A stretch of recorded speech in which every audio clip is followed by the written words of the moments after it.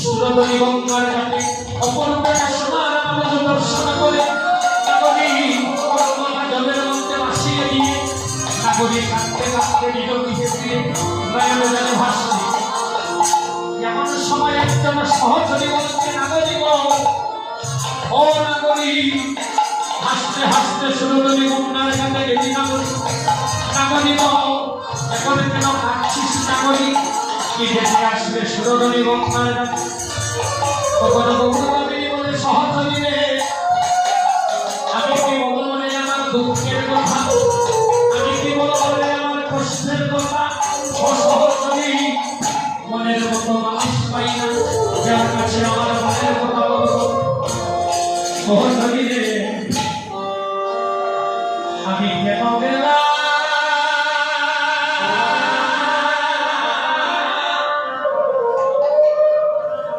ওই সুর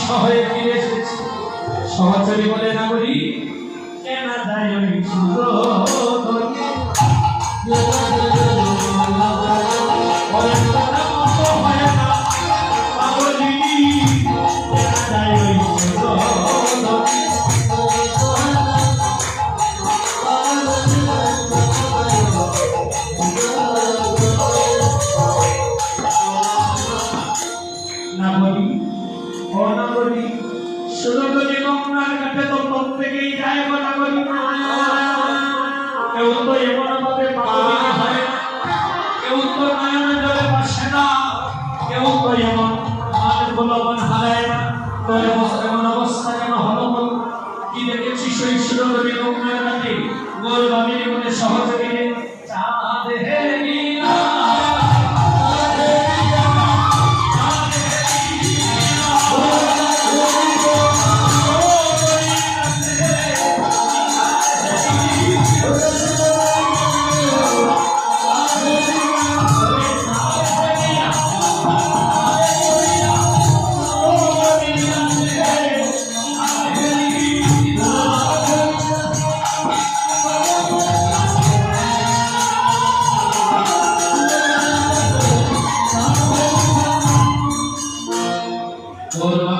সহচরীকে আমি সুরবি গঙ্গার ঘাটে চাঁদ দেখেছি সহচরী হাসছি নাগরী পাগলি হয়েছিস নাগরী ও নাগরী গো আস্ত নাগরী তখন গৌর বামিনী বলে সহচরীকে আস্ত কৃষ্ণপক্ষ আচ্ছা কৃষ্ণপক্ষে কি চাঁদ দেখা যায় সহচরী বলে নাগরী কৃষ্ণপক্ষে থাকে অন্ধকার চাঁদ তো উদয় হয় শুক্ল পক্ষে কৃষ্ণপক্ষের চাঁদ কেমন করে দেখলি ভক্ত কবি বলে নাগরী তুমি জানো না এই জগতে কৃষ্ণপক্ষের চাঁদ তারাই দেখে যারা কৃষ্ণের পক্ষে থাকে কৃষ্ণপক্ষে ওই চাঁদ দেখা যায় যদি কৃষ্ণ তার সহায় থাকে আজ গৌর বামিনী বলে সহচরী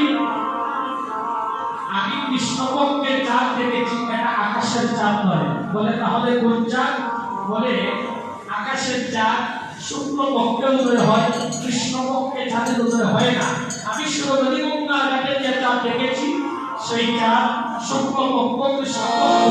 দুই পক্ষেই দেখা যায় যদি কেউ মন থেকে তাকে দেখতে চায়